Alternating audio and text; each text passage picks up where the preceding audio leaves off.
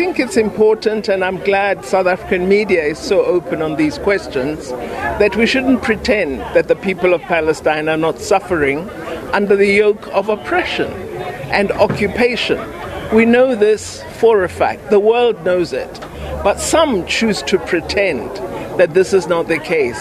It would be intolerable from our perspective that an occupying country be given a presence in the African Union, which implies that that country is acting in terms of all the values and principles elaborated in the Charter of the AU. It's always vital when we discuss this matter to say one of the aspects of the AU Charter is a rejection of imperialism, occupation of any kind, infringement of sovereignty and territorial integrity.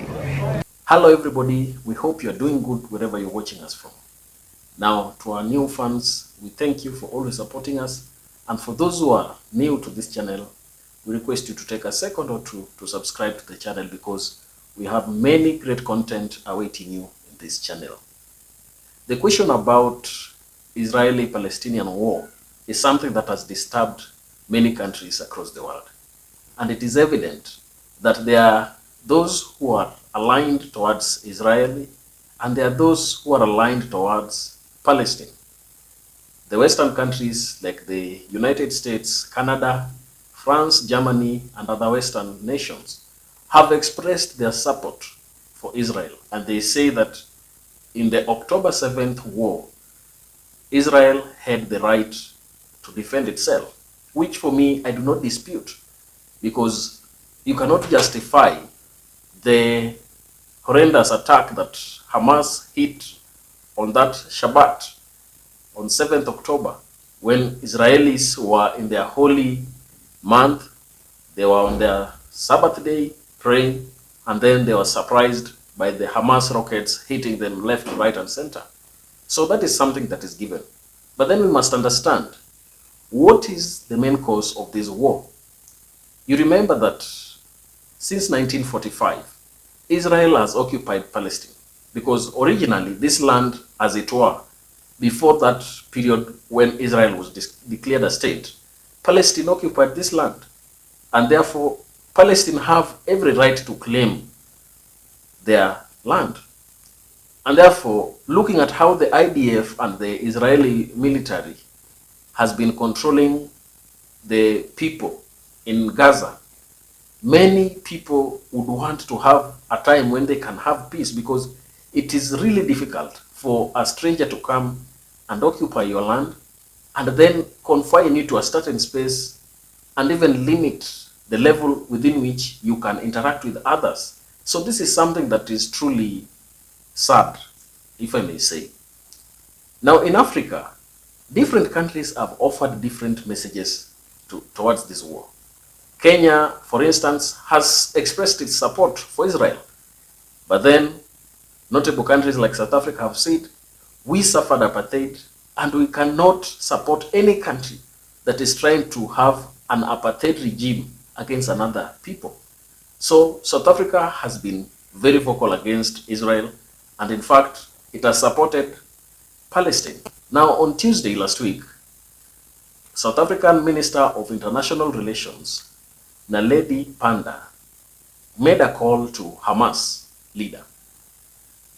She talked to the leader of this terrorist group, and what formed the basis of their conversation, as she stated and as her ministry stated, is that she was talking on the basis of trying to find a way through which they can provide humanitarian support to Gaza, especially those innocent citizens that are facing brutal bombings in their country.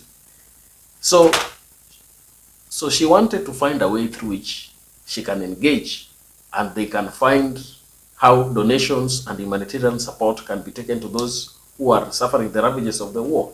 But this is something that has elicited reactions from different quarters.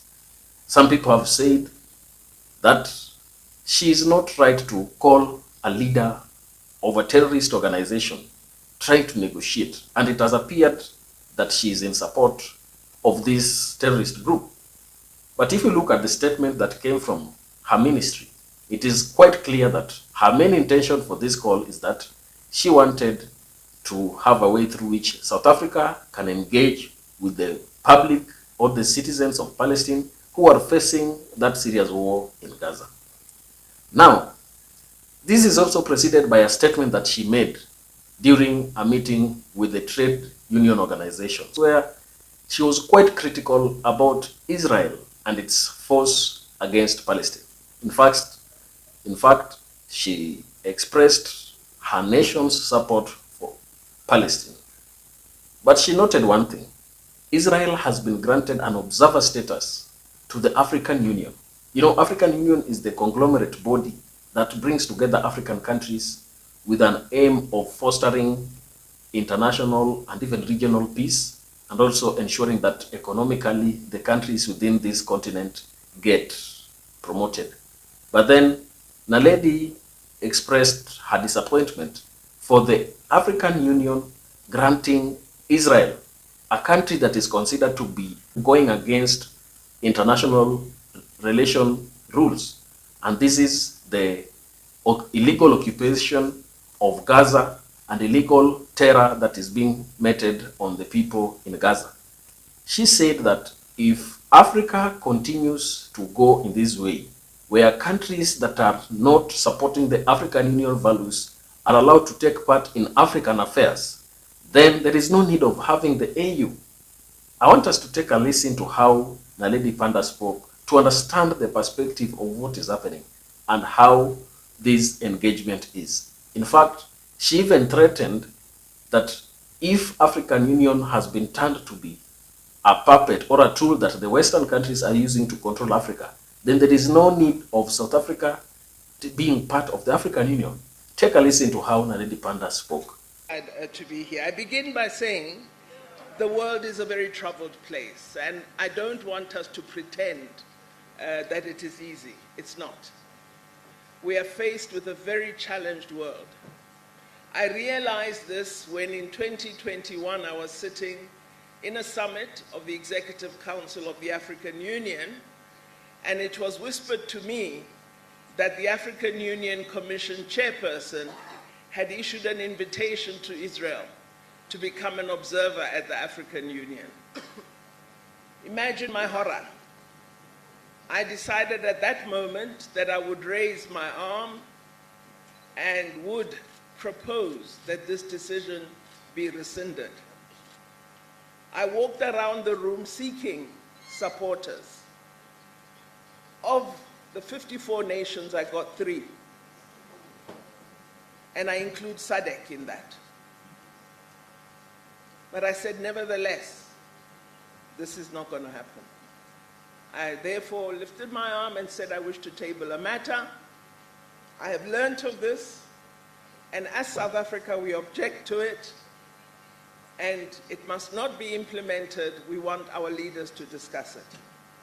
And we will never accept it as South Africa, and while we appreciate the role that the Organization of African Unity played in us achieving our freedom as South Africa, this decision of the AU Commission chairperson will make us consider whether we can be present in the African Union.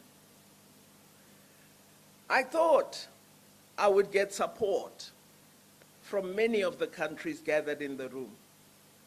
But what I discovered is that countries that are oppressors, that continue to be colonial occupiers, are using financial muscle to provide grant in aid to African countries and secure the depoliticized support of African countries for these oppressive nations.